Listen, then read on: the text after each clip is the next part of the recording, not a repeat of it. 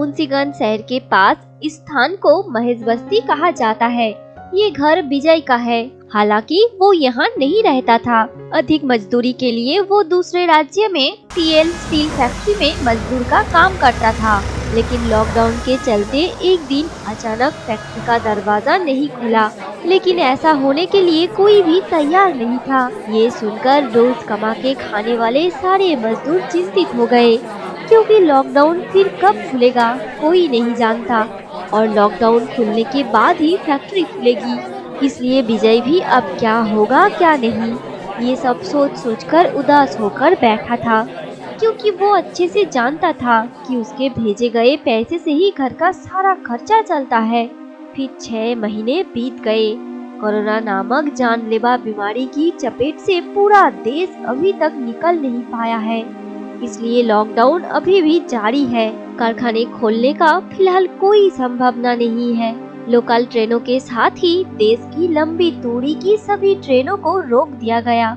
इसलिए विजय के पास घर वापस जाने का कोई रास्ता नहीं था, और कारखाने द्वारा प्रदान किए गए एक छोटे से कमरे में वो रात बिताता था और दिन में स्वयं सेवी संस्थाओं की ओर से फ्री में भोजन खाता। इस तरह से दिन बीत रहा था।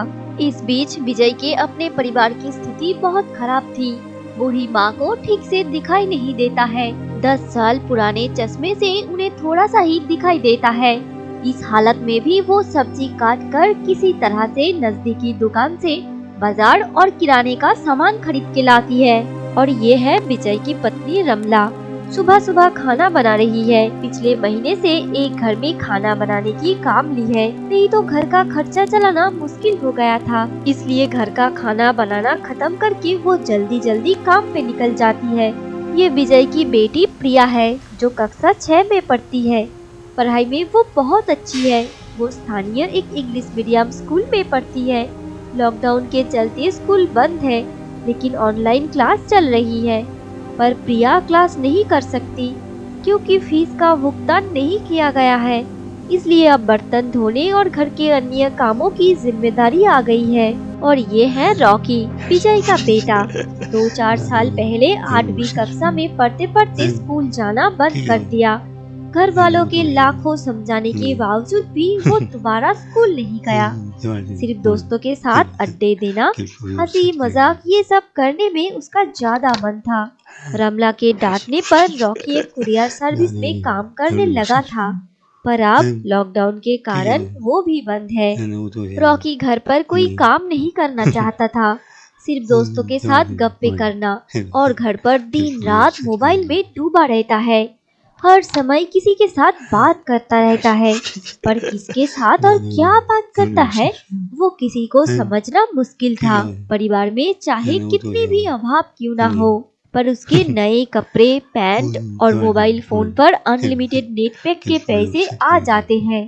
थोड़ी देर होने पर रमला हर रोज की तरह अपने काम के लिए घर से निकल गई। प्रिया घर के अंदर पढ़ाई कर रही थी, और विजय की बूढ़ी माँ आंखें बंद करके विश्राम करने लगी, और रॉकी हर समय की तरह अपने प्राण प्रिय मोबाइल में व्यस्त था। अचानक एक ऑटो रॉकी के घर के सामने आकर रुका, और ऑटो के अंदर से एक दोस्त ने आवाज दिया, रॉकी क्या कर रहा है? हम मूवी देखने जा रहे हैं, जल्दी आ। तब रॉकी ने कहा, हाँ चल, देर हो गया है, जल्दी आ जा। रॉकी तुरंत उठ के उस तरफ दौड़ के गया, और रॉकी का पैर दादी के चश्मे पर पड़ गया। इस पर उसने ध्यान ही नहीं दिया। फिर ऑटो में बैठकर चला गया।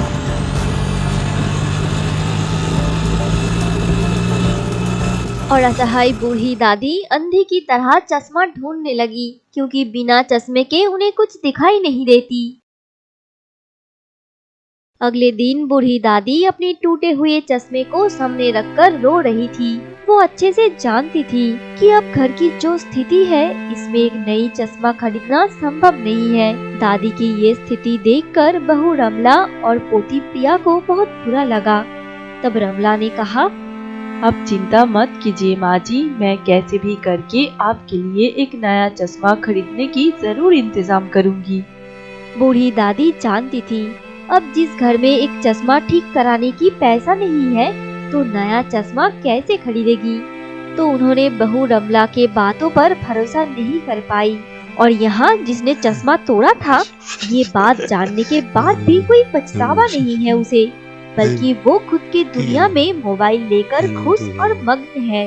भले ही बूढ़ी दादी बिना चश्मे के कुछ देख नहीं सकती है, पर इस हालत में भी उन्हें बाजार जाना पड़ता है, इसलिए अब प्रिया उन्हें ले जाती है। कुछ दिनों के बाद एक दिन रॉकी अपने दोस्तों के साथ अड्डे देकर मुंशीगंज के रास्ते से घर लौट रहा था। पर अचानक रुक गया। उसने देखा बहन प्रिया अकेले एक चश्मे की दुकान में जा रही है। प्रिया अकेले चश्मे की दुकान में आई है, ये देखकर रॉकी आश्चर्य हुआ, तो उसने पेड़ के पीछे से छिपकर देखने लगा। दुकानदार के सामने प्रिया ने कुछ छुट्टे पैसे और दादी का टूटा चश्मा रखा और उनको कहा, क्या इन पैसों से इस चश्मे की तरह एक नया चश्मा होगा? अरे नहीं, इन पैसों से इस चश्मे का फ्रेम भी नहीं होगा। प्रिया ने बड़ी उम्मीद लेकर यहाँ आई थी, शायद इन पैसों से दादी का नया चश्मा खरीद पाएगी, लेकिन दुकानदार की बात सुनकर प्रिया मायूस हो गई। प्रिया की हालत देखकर दुकानदार को भी बहुत बुरा लगा, लेकिन वो कुछ नहीं कर पाए। इतने कम पैसों में वो एक नया चश्मा कैसे देंगे।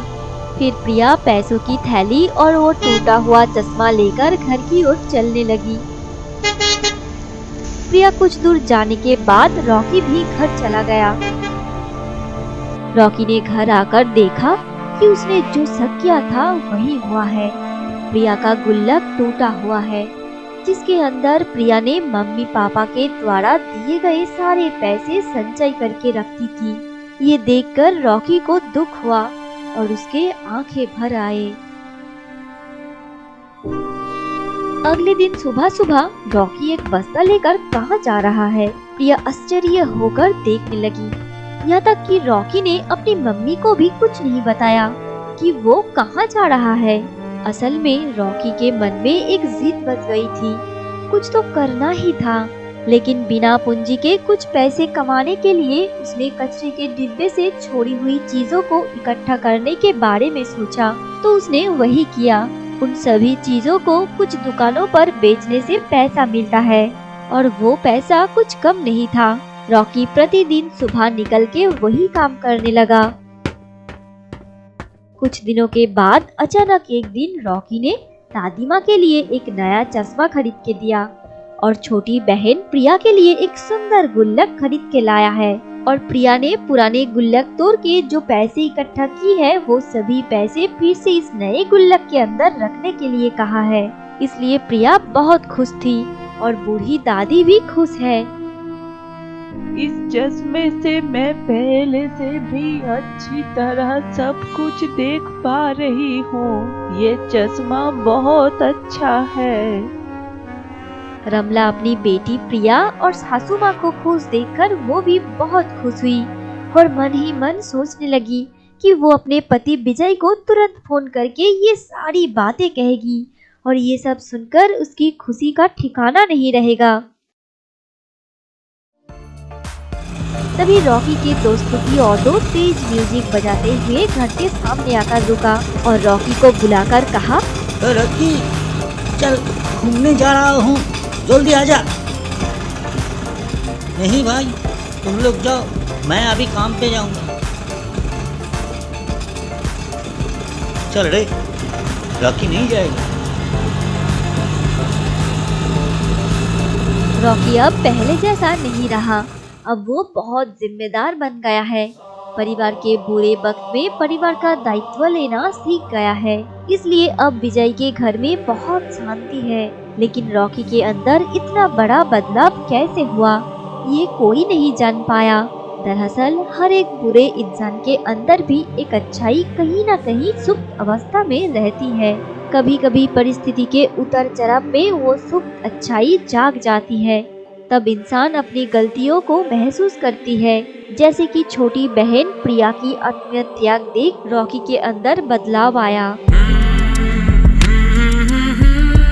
तो दोस्तों, आप सबको हमारी इस नई कहानी कैसी लगी? अगर अच्छी लगी तो जरूर लाइक और शेयर करना और आगे ऐसे ही सुंदर सुंदर कहानियाँ देखने के लिए हमारे चैनल डिंग डोंग हिंदी कहानी को अभी सब्सक्राइब करके रखना। Thank you.